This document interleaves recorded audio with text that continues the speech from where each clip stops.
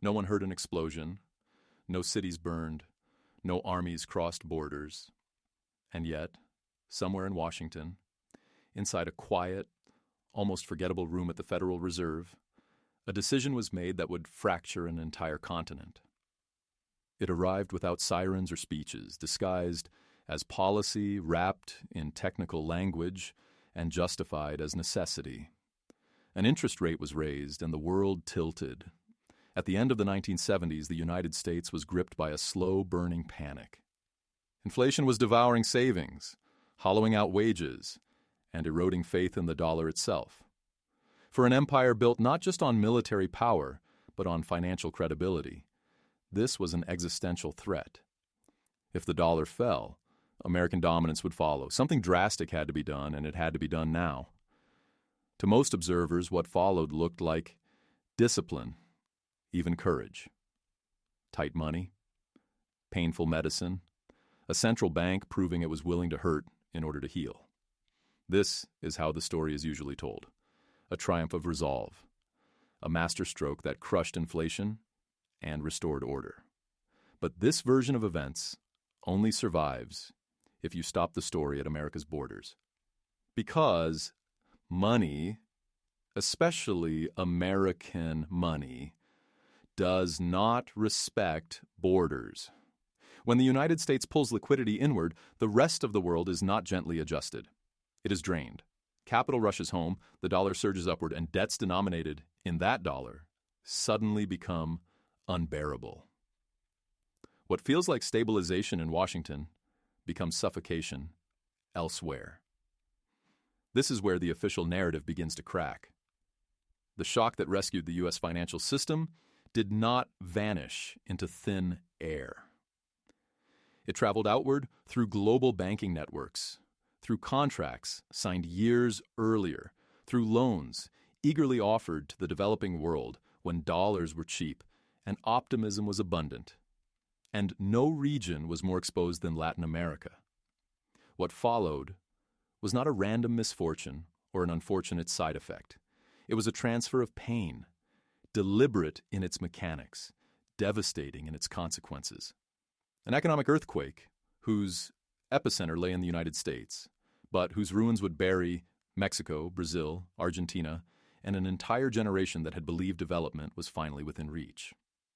This is not a story about abstract numbers or neutral policy choices. It is a story about who has the power to decide where suffering lands and who is forced to absorb it in silence. And once you understand how this moment begins, you start to see interest rates not as technical tools, but as weapons.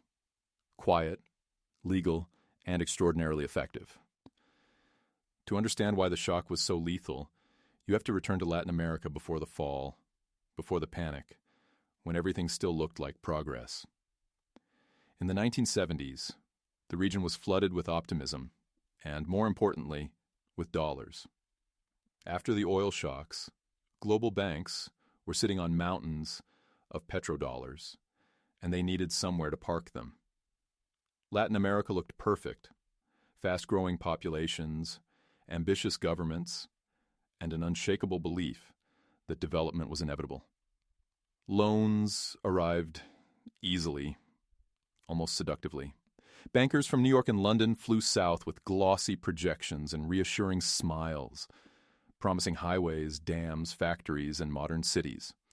Governments in Mexico, Brazil, and Argentina borrowed heavily in U.S. dollars, convinced that growth would always outrun interest. Why worry about repayment when exports were rising, commodity prices were strong, and credit seemed endless? And for a while, the illusion worked. Skylines expanded. Infrastructure projects multiplied.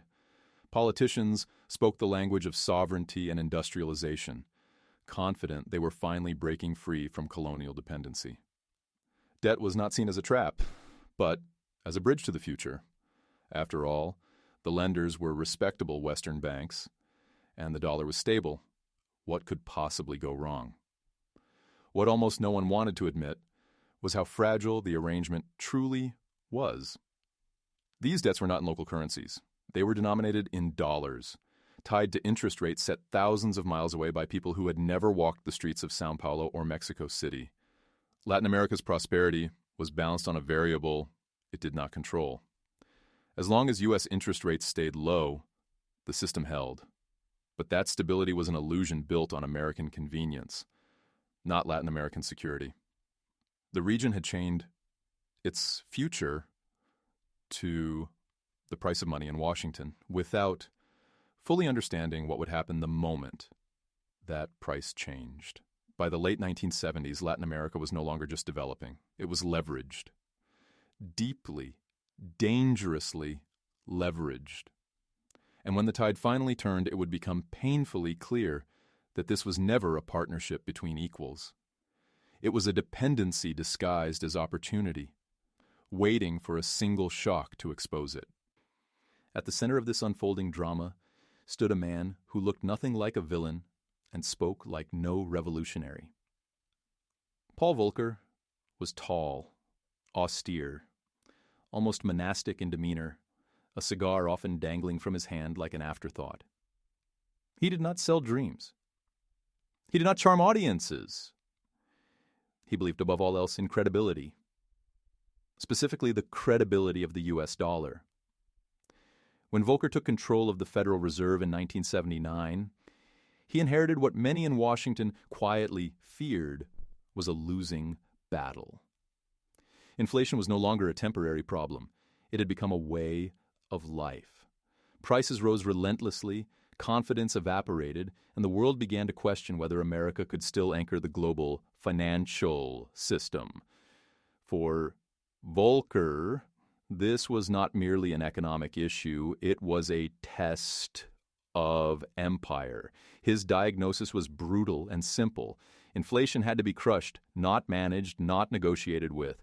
And the only way to do that was to make money painfully expensive. Interest rates would rise as high as necessary, regardless of political backlash, recession fears, or foreign consequences. The Federal Reserve would no longer gently guide markets. It would shock them into submission. Inside the United States, this decision already bordered on heresy. Businesses would fail. Unemployment would surge. Farmers would protest. Congress would rage. Volcker knew all of this and proceeded anyway. In his mind, the survival of the dollar justified everything that would follow. What rarely enters the official telling is this: the Federal Reserve's mandate stopped at America's borders, but its power did not. Volcker was fully aware that tightening U.S. money would pull capital out of the rest of the world, especially from countries drowning in dollar-denominated debt. He understood that when the dollar strengthened, borrowers abroad would suffocate. And yet, this was treated not as a moral dilemma, but as collateral damage. In Washington's calculus, Latin America was not a priority. It was a variable, a distant line item in a global equation whose answer needed to be American stability. If someone had to absorb the pain, it would not be the banks that had lent recklessly, nor the financial system that had created the imbalance. It would be the borrowers, far away, politically weak, and easily ignored. Volcker did not need to conspire. He did not need to threaten. All he had to do was act. And once he did, the machinery of global finance would take care of the rest, translating his resolve into consequences far beyond anything a speech or a sanction could achieve. The switch was about to be flipped, and Latin America, already bound by debt and dependency, was standing directly in the path of what came next. When the shock finally came, it did not arrive as a single dramatic moment, but as a relentless tightening that grew more terrifying with each passing month. The Federal Reserve abandoned its old playbook and allowed interest rates to climb to levels the modern world had never seen.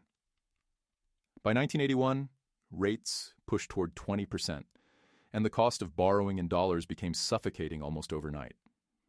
For the United States, this was already traumatic. Credit froze, factories slowed, unemployment surged. But for countries tied to the dollar, the effect was far more violent. As U.S. rates rose, global capital reversed course. Money that had once flowed eagerly into Latin America now fled back to New York, chasing safety and higher returns. The dollar soared, and with it, the weight of every loan denominated in that currency. What had once been manageable debt suddenly exploded in size. Governments that had borrowed cheaply now faced interest payments multiplying without warning. Revenues did not rise. Exports could not keep up. Entire national budgets were swallowed by debt service alone. It was as if the rules of the game had been rewritten mid-play, and only one side had been warned. Currency after currency collapsed. Local money lost value against the dollar, making imports more expensive and inflation spiral out of control. To ordinary people, the crisis felt surreal. Prices changed by the week. Savings evaporated. Wages lagged far behind reality. What had been sold as modernization now felt like punishment. From the outside, it looked like incompetence, even excess.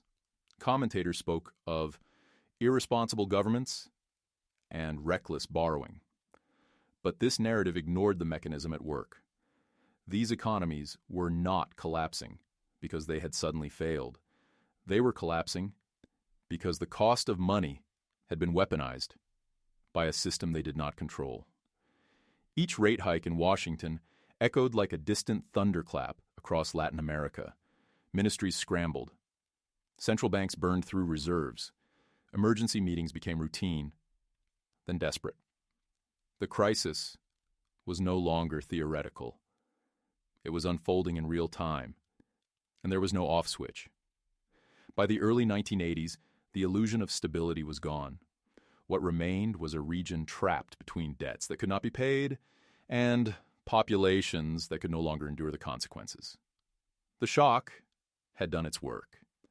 Now it was only a matter of time before something broke publicly, unmistakably, and irreversibly. As the shock rippled outward, Latin America did not collapse all at once.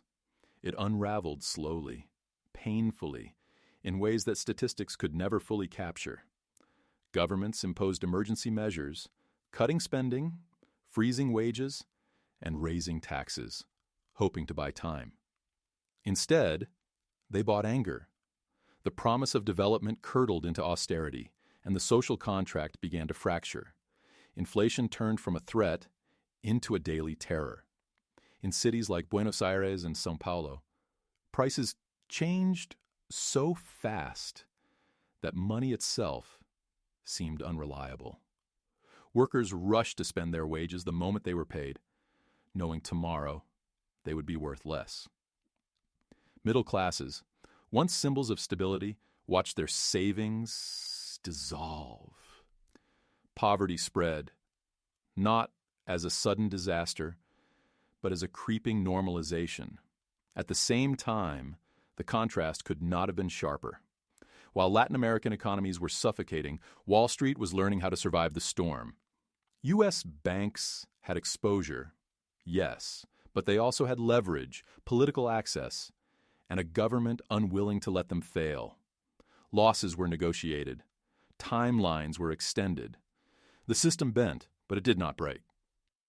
For ordinary people in Latin America, this distinction was invisible and irrelevant. What they saw were shuttered factories, shrinking paychecks, and governments that seemed increasingly powerless. Protests erupted, sometimes violently. In some countries, military regimes tightened their grip, using economic chaos as justification for repression. Stability, it was argued, required sacrifice. And sacrifice once again flowed downward. Debt servicing consumed everything. Hospitals went underfunded, schools decayed. Infrastructure projects halted mid-construction, concrete skeletons standing as monuments to a future that would never arrive. An entire generation entered adulthood in economies that no longer offered a path forward, only endurance. This was the true escalation of the crisis. Not the moment when numbers spiked on a balance sheet, but when daily life became a constant negotiation with scarcity and fear. The Volcker Shock was no longer an abstract policy choice made far away. It was present in empty shelves, in unpaid wages, in the quiet resignation of people who realized the rules were not designed for them to win. By now, everyone knew something was deeply wrong. But admitting collapse, openly and officially, was another matter. And when that admission finally came, it would send shockwaves far beyond Latin America itself. The moment of rupture arrived in August 1982, quietly, almost bureaucratically. Mexico informed its creditors that it could no longer meet its debt obligations. There was no dramatic speech, no public breakdown, just a simple acknowledgement of reality. But in the language of global finance, this was a gunshot.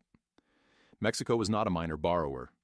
It was a cornerstone of the entire lending structure that Western banks had built across Latin America.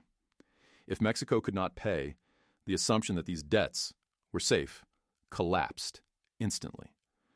Panic spread through boardrooms in New York and London as bankers realized the unthinkable. The crisis was no longer confined to distant streets and foreign budgets. It was now threatening the core of the financial system itself. Almost immediately, the dominoes began to fall. One country after another faced the same impossible arithmetic. Dollar debts were unpayable. Reserves were exhausted. Access to new credit vanished. What had been whispered behind closed doors became undeniable. Latin America, as a region, was insolvent. This was the true climax of the Volcker Shock. Not the interest rate hikes themselves, but the moment when their consequences became undeniable and systemic. The fear shifted direction. For years, Latin American governments had feared Wall Street. Now, Wall Street feared collapse, and fear at this level commands attention. Yet even here, power did not change hands. The question was never whether the banks would be saved, but how. The global financial system was too important, too interconnected, too politically protected to be allowed to fail. Someone else would have to absorb the losses. Once again, the borrowers would be asked to bleed so the lenders could survive. Emergency meetings followed. Phone lines burned between capitals. A solution had to be found quickly, not to restore prosperity in Latin America, but to prevent contagion from reaching the heart of the American financial system. The crisis had crossed a threshold. It was no longer a regional tragedy. It was a threat to the architecture of global finance. And when that architecture is threatened, the response is never neutral. It is strategic, it is conditional, and it reshapes nations long after the immediate panic fades. The rescuers arrived wearing suits, carrying spreadsheets, and speaking the language of inevitability. The International Monetary Fund and the World Bank stepped forward as lenders of last resort, presenting themselves as the only barrier between chaos and stability. To the outside world, it looked like salvation. To the countries on their knees, it felt like negotiation under duress. The message was clear, even if it was rarely spoken aloud. Assistance would come, but not freely. Credit would be extended, but only in exchange for obedience. Budgets had to be cut. Subsidies eliminated. State-owned industries sold. Markets opened. Borders softened. What was framed as reform was, in practice, a transfer of control. These programs were justified as discipline, as necessary corrections for past excesses. Governments were told they had lived beyond their means, that pain was unavoidable, that austerity was the price of credibility. But credibility, once again, was defined elsewhere. The goal was not to restore growth or protect social stability. It was to ensure that debts to foreign banks were honored, even if doing so hollowed out entire societies. Hospitals lost funding. Education budgets were slashed. Public workers were dismissed by the thousands. The state, once seen as a vehicle for development, was recast as an obstacle. Privatization followed quickly, and often chaotically. Utilities, natural resources, and strategic industries were sold at fire sale prices to foreign investors who arrived with dollars and patience. This was conquest without armies, a restructuring, not of borders, but of priorities. Economic sovereignty was quietly surrendered in exchange for breathing room, and even that breathing room was temporary.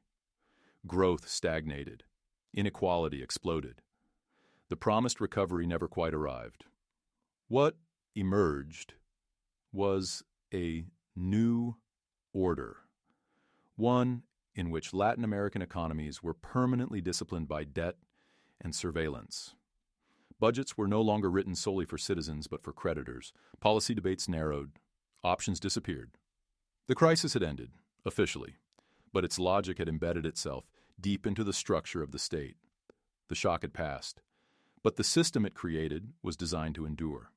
And as the dust settled, one truth became increasingly difficult to ignore.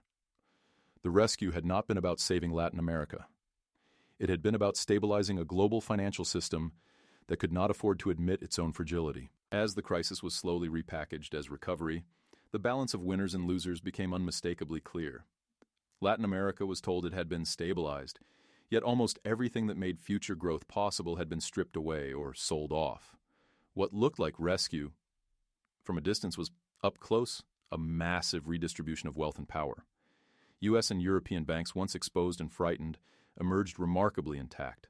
Their bad loans were restructured, extended, and effectively guaranteed by international institutions. Losses were socialized, risks diluted, and time was bought. Wall Street did not collapse under the weight of its own excess. It adapted, consolidated, and learned an invaluable lesson. Global crises could be managed as long as the pain landed elsewhere. Meanwhile, Latin America entered what would later be called the lost decade. Growth stalled or reversed. Per capita incomes fell. Entire economies spent years running simply to stay in the same place, servicing debts that never seemed to shrink. The future had been mortgaged, and the interest kept accruing.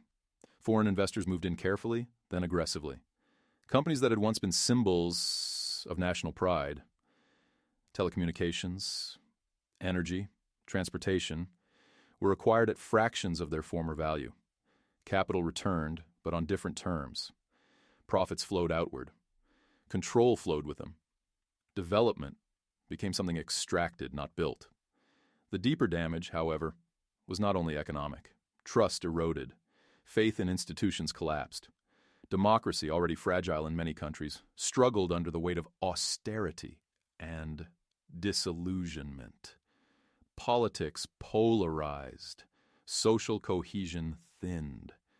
The sense that the system was rigged was no longer a suspicion. It was an everyday experience. This was the quiet triumph of the Volcker Shock's aftermath.